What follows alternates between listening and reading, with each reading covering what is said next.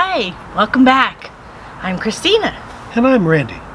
Are you ready for an adventure? Come see our journey. We're going down this lonesome highway. It's kind of crazy. If you want to call it a highway. Well, that's what it says. It's a side road. You see the rooftop of a building. Here we are at Fort Churchill State Historic Park in Nevada. A little bit of an overlay of exactly where we are. We're gonna go check out the fort ruins, and welcome to the park. Okay, your entry fees provide the continued operation. The entrance fee is $5 per vehicle for Nevada vehicles, or $10 for non-Nevada vehicles. Says you can bicycle, horse ride in, walk in, bus. Then it is $2 per person per day. Fort Churchill was built in 1861 to provide protection for early settlers and guard the Pony Express mail runs. When you walk up to the cemetery, they call it a post cemetery for the Fort Churchill State Historic Park, the cemetery. And they have this. It was the final resting place for soldiers killed in local battles who died from the exposure, illness, and hardships. What's funny is there is a lock on it. So my joke is, every time you see a fence around a cemetery, they put the fence around because people are dying to get in. But sorry. Now there's even a lock on it, so you definitely can't get in, or they can't get out.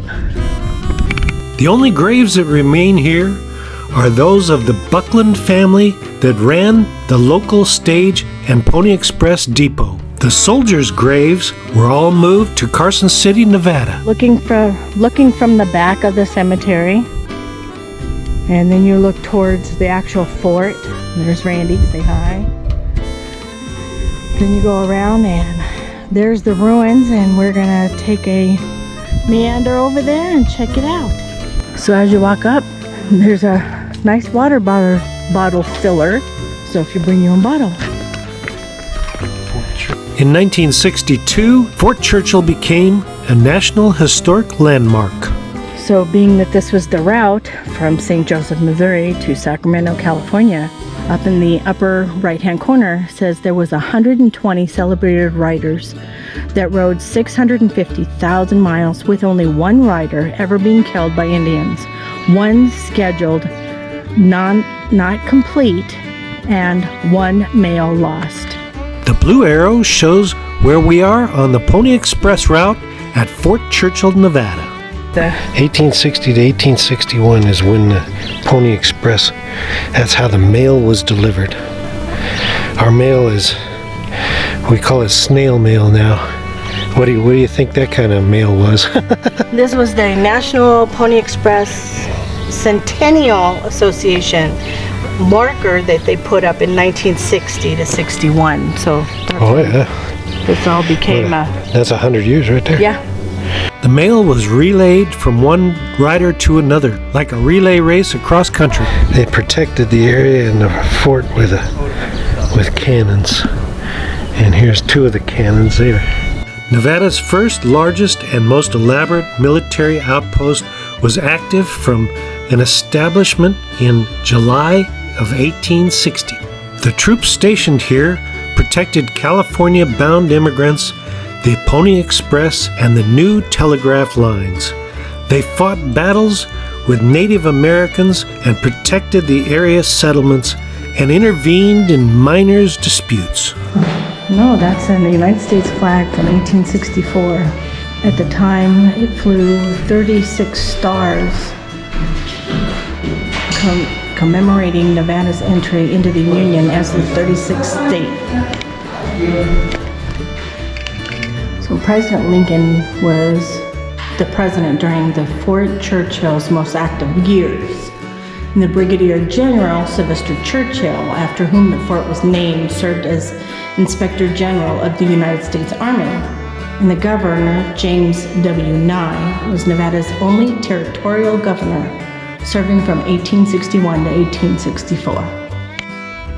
Well, here it shows the depiction of where your laundry quarters were done, the magazines, hospital, guardhouse, store, quarters masters, post quarters, soldiers' barracks, and officers' quarters. So as you look at this map that's down here, then you look out here and you can see the remnants of those building structures, which is actually very cool. It's just amazing that this is all kept in now a state historic park, so nobody can touch it.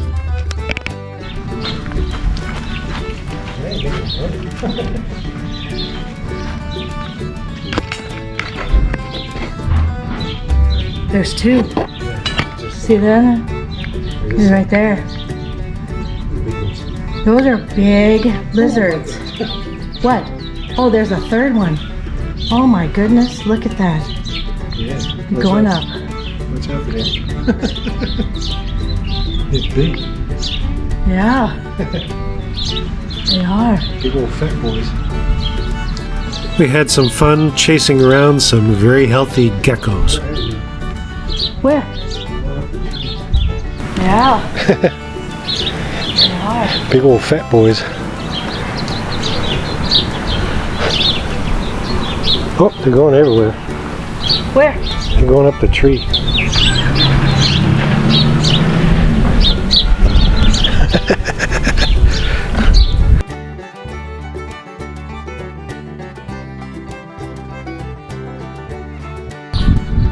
Look how big they are. Where'd the other one go? Oh, he's underneath. They're huge. No, not just a wagon wheel. It's like a... Okay, so it's parts from a wagon train. You got the front and the back, and you can see where the horse would be hooked up. Right under this tree, kind of looks like a eucalyptus. There's this little waterfall built up.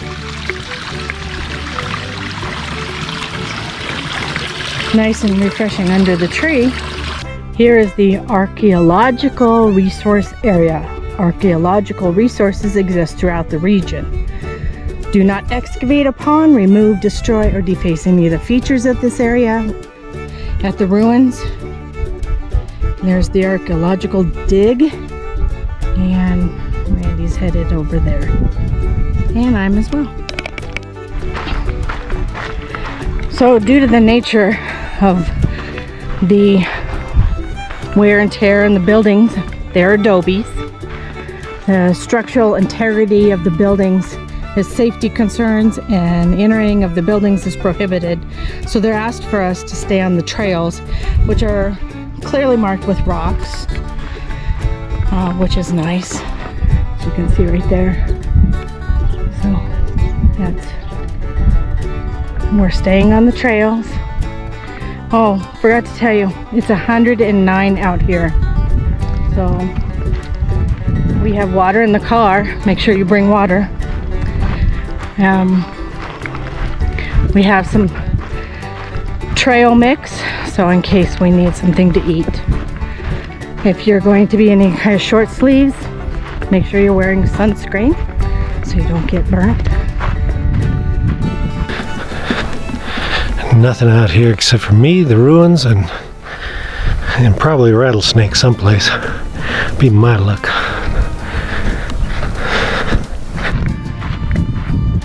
This a wide open space. If I'm going in circles, that you can see, there is nothing. It's as far as the desert can see. This is the ruins of the hospital. What's left of the hospital.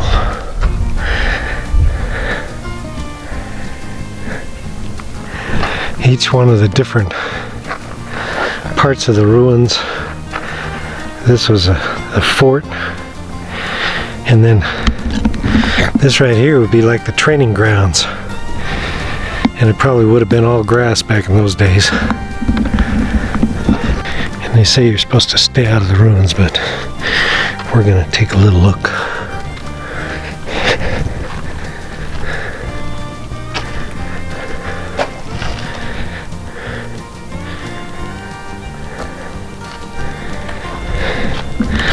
Not quite sure what the wood is in the adobe there. It's like a wood plank where something would have mounted in there. Adobe, or sun-dried bricks, are one of the oldest forms of building material.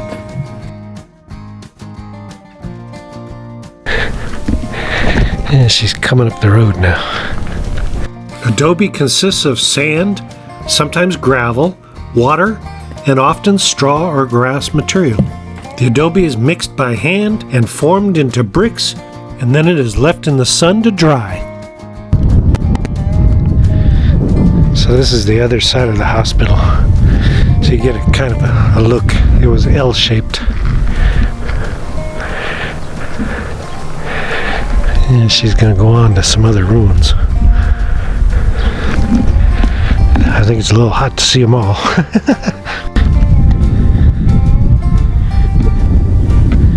Being it's 109, we've seen a couple buildings. They're all made of adobe. Yep. And we're going to head back to the car. There you go. We came, we saw. You can just imagine what it must have been like trying to move across this desert in a wagon train. So this is how will we get through the mountains. Close your eyes for a moment, travel back in time to 1850. When you open your eyes, the Fort Churchill buildings aren't here.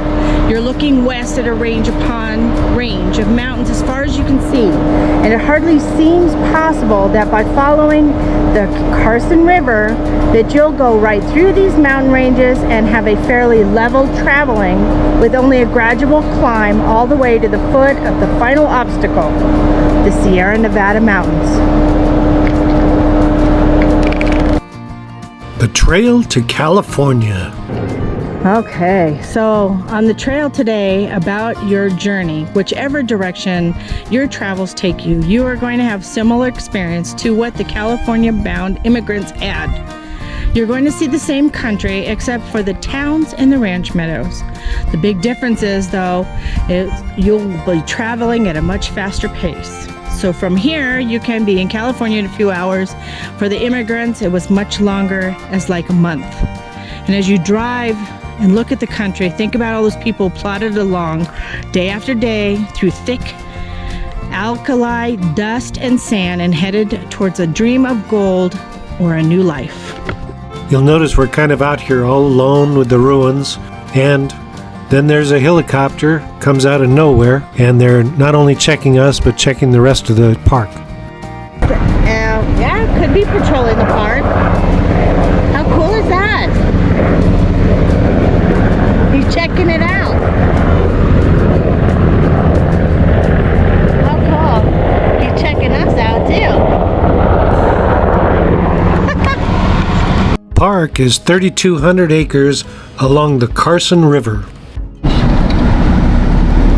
So this Buckland Station is on the California Immigrant Trail. So Buckland was a true pioneer, settled here in 1859, began ranching.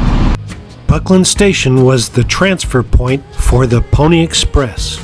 The Pony Express had 80 riders and 157 stations and over 400 horses. Buckland Station was not only a Pony Express stop, but a supplier for Western immigrants and a boarding house and a home for the Buckland family until 1885. If you enjoyed our vlog, please subscribe. And ring that notification bell. And give us a like. It lets us know you care. And we'll see you on the next one. Bye.